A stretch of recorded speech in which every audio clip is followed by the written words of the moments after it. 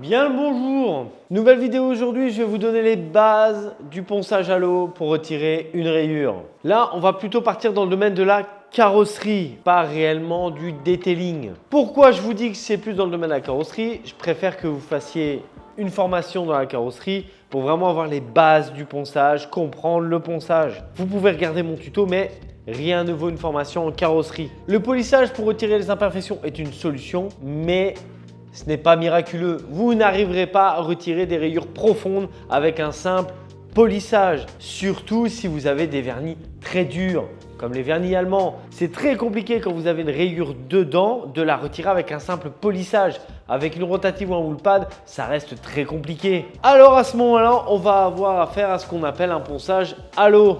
De quoi avons-nous réellement besoin pour commencer le ponçage? Première chose, il faut bien choisir son grain. Quand vous enlevez des rayures pour faire un polissage juste après et que ce soit vraiment clean, vous avez besoin d'un grain spécifique. Vous avez besoin d'un grain P1000 pour commencer. Ce P1000 vous servira tout simplement à retirer la rayure que vous avez dans votre carrosserie. Vous avez besoin aussi d'un P2000. À quoi va servir le P2000? Ça a retiré les griffes que vous aurez fait avec le P1000. Parce qu'il faut savoir que le ponçage fonctionne par étage. Vous ne pouvez pas passer du 1000 au 3000 comme ça. Vous n'arriverez jamais à retirer les griffes de ponçage du P1000. Donc, il vous faut passer par un 2000. Et pour finir, du P3000. Pourquoi on finit avec du P3000? Parce que vous n'arriverez pas à avoir les griffes du P2000 avec un simple polissage.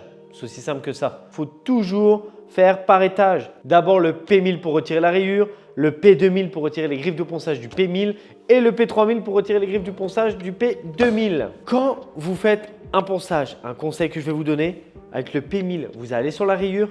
Avec le P2000, vous élargissez. Avec le P3000, vous élargissez encore. Cela vous permettra vraiment d'avoir un ponçage homogène et de pouvoir bien travailler. Autant je vous ai dit que sur le polissage, il n'y avait pas réellement de problème, que vous ne risquiez pas vraiment grand chose, autant sur le ponçage, ça peut être plus compliqué. Surtout avec les peintures d'aujourd'hui qui ont tendance à être plus tendres et surtout la couche de vernis est très fine. Les constructeurs aujourd'hui mettent une couche de vernis très fine sur leur voiture. Ce qui fait qu'il faut être très précautionneux quand vous passez le papier abrasif. Vous pouvez très vite passer à travers. Alors vous allez me dire pourquoi on ne le fait pas à sec? Pourquoi c'est un ponçage à l'eau? Quand vous utilisez ce genre de grain pour vraiment avoir un ponçage uniforme et vraiment très propre, très lisse, il vaut mieux faire un ponçage à l'eau. Vous n'êtes pas obligé, c'est pas obligatoire, mais c'est une précaution quand même à prendre. Une fois que vous aurez passé le papier abrasif, qu'est-ce qu'on doit faire? Vous partez sur un polissage normal en fait. Polish de coupe, pas de coupe. Polish de finition, pas de finition. C'est aussi simple que ça. Ma femme a accroché ma voiture au niveau du rétro il n'y a pas longtemps, donc on va s'occuper de ça. Je vais diviser la rayure en deux pour vous montrer qu'un simple polissage ne résout pas tout et vous montrer comment on ponce une rayure. Et on se retrouve tout de suite sur la voiture. Bon, là on est sur le rétro. Alors, je vais vous montrer de plus près. Ma femme avec la voiture a chopé le rétro d'une autre bagnole. Donc, en fait, je ne sais pas si vous le verrez bien. En fait, à ce niveau-là, à ce niveau-ci, il y a un coup.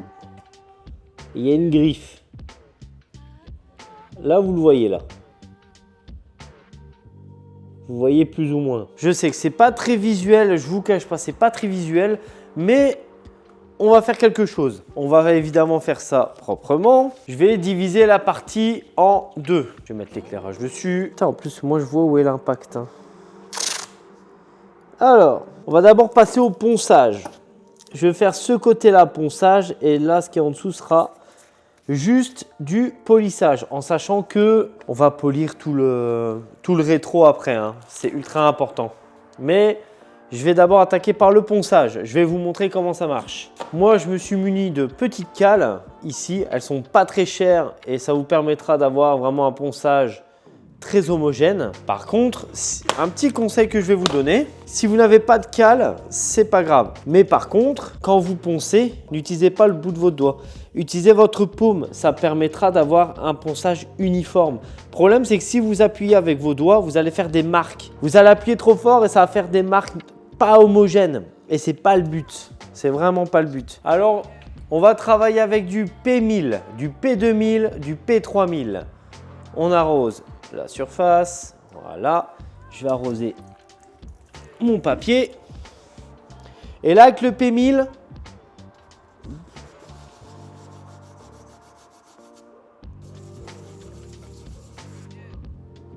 et on arrose, hein, on n'hésite pas. Et l'objectif, l'objectif avec le P1000, c'est vraiment de retirer la rayure.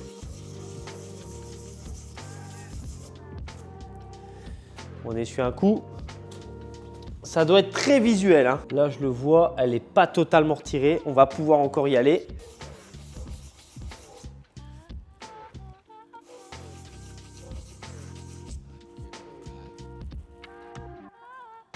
Et là, je pense qu'on est pas mal. C'était une petite griffe, hein, donc on va pouvoir passer au 2000. Pourquoi le 2000? Parce que vous n'arriverez pas à retirer en fait au polissage les grains 2000. Du coup, pour affiner votre ponçage, on utilise du grain plus gros, c'est-à-dire le 2000. Et on fera de même avec le 3000. Quand vous poncez au 2000, prenez une zone plus large. En fait, au plus vous poncez, au plus votre zone va être large. Voilà, une fois que j'ai cassé mon grain, on va passer au 3000. On rince, on regarde. Et là, je peux passer au 3000. Par contre, le 3000, je ne vais pas le faire à la cale parce que en fait, c'est un disque en fait mou de 3000 et je ne pourrais pas le mettre sur ma cale. Donc moi, ce que je fais, c'est que quand j'ai un truc comme ça, je le plie en deux et je vais travailler avec le plat de ma main. Et on n'oublie pas, on tape plus large. Hop. Hop. Et normalement, et vous voyez là où j'ai poncé, ça accroche, l'eau accroche. C'est tout à fait normal, hein, c'est normal. Et vous voyez, je ne sais pas si vous le voyez bien, mais j'ai une zone mate ici. C'est vraiment mon ponçage. Et j'ai encore mes griffes ici. C'est là où on va voir la différence. Là, ça va être très intéressant de regarder. On va dégraisser à l'IPA et on va passer au polissage. Hop, un peu d'alcool isopropylique pour dégraisser. Voilà. Si vous voyez bien, on va regarder de plus près. Là, des marques de ponçage, j'ai été loin. Hein. 3000, il est là. Ici, on va rattraper tout ça avec le polissage. Je ne sais pas si vous allez le voir du coup, mais là, vous voyez la griffe que j'ai laissée là. On va essayer, on va regarder avec le polissage si ça la rattrape ou pas. J'ai envie de vous dire que non. On va voir ça ensemble. Je vois déjà tous ceux qui vont me dire « Oui, mais à ce moment-là, tu dépolis tout le rétro pour le 3000 machin. » Oui, je sais, je dois dépolir tout le rétro pour tout polir après convenablement. Mais là, je voulais voir la différence avec la griffe ici, avec un simple polissage ici et un ponçage, polissage, d'accord? Donc, vous inquiétez pas, ce sera fait après. Bon, vous connaissez la musique. Polish de coupe, pâte de coupe.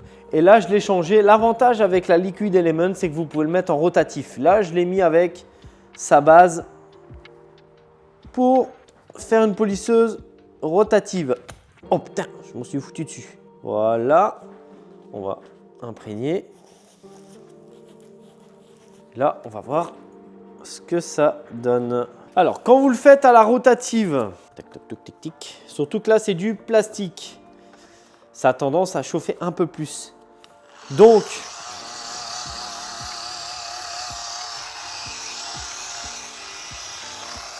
de 1, n'appuyez pas comme un malade et n'allez pas trop vite, ça ne sert à rien.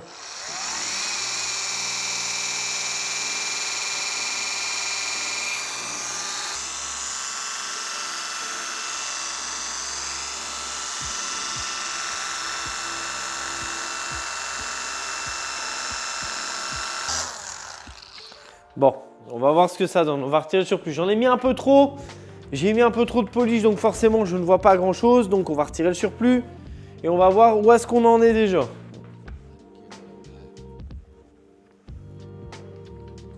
Eh ben, on n'est pas trop mal. Alors, c'est pas parfait. Je vais repasser un petit coup quand même. Mais on n'est pas trop mal. On va couper en orbital. On va peut-être étaler d'abord.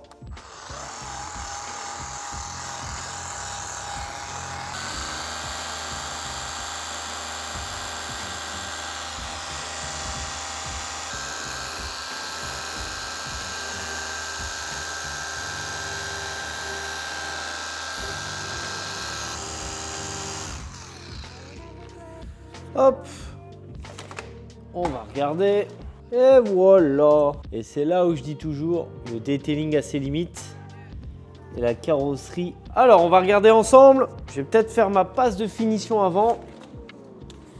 Donc, on va dégraisser. Je fais ma passe de finition et je vous montre ça juste après.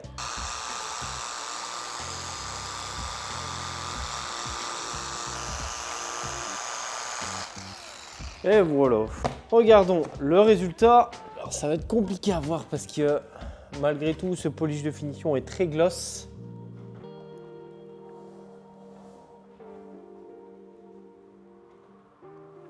Mais en gros, ce que je peux vous dire,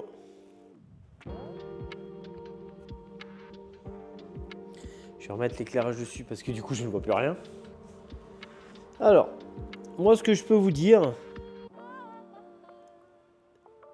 vous le verrez peut-être. Alors, là, ce que vous voyez là, c'est le coup en fait. Hein. C'est là où le rétro a frappé. Je ne peux pas faire de miracle. Mais en fait, à cet endroit-là, c'est là où j'ai juste poli. Et à cet endroit-là, c'est où est-ce qu'il y a eu un ponçage. Et là, je peux vous dire que de ce côté-là où il y a juste eu un polissage, il y a encore des griffes à les rattraper. Là, c'est lisse. C'est lisse comme une peau de bébé. C'est vraiment très lisse. C'est difficile de vous le montrer à la caméra, mais je fais du mieux que je peux. J'espère que ça se verra. Mais je peux vous garantir que là, juste polissage, il y a des griffes. Là, ponçage, il n'y a plus rien. Moi, de mon côté, je ne vais pas vous le montrer, mais je vais poncer tout au 3000 pour que ce soit vraiment homogène. Je vais le polir un coup et nous, on se voit en conclusion. Alors, la conclusion de tout ça. Comme vous avez pu le voir, le résultat est sans appel.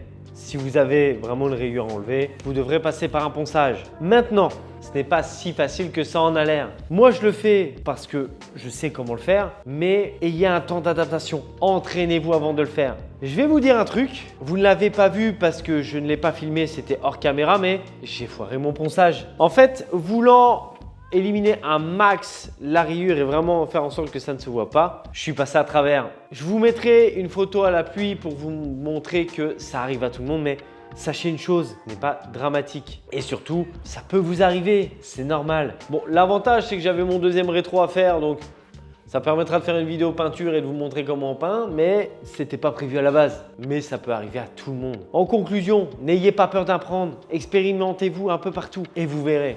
Ça se passera très bien. Je vous invite à vous abonner, à mettre un j'aime et un commentaire. On est bientôt 2000 abonnés, j'espère y arriver avant la fin de l'année. Et on se retrouve bientôt pour une nouvelle vidéo.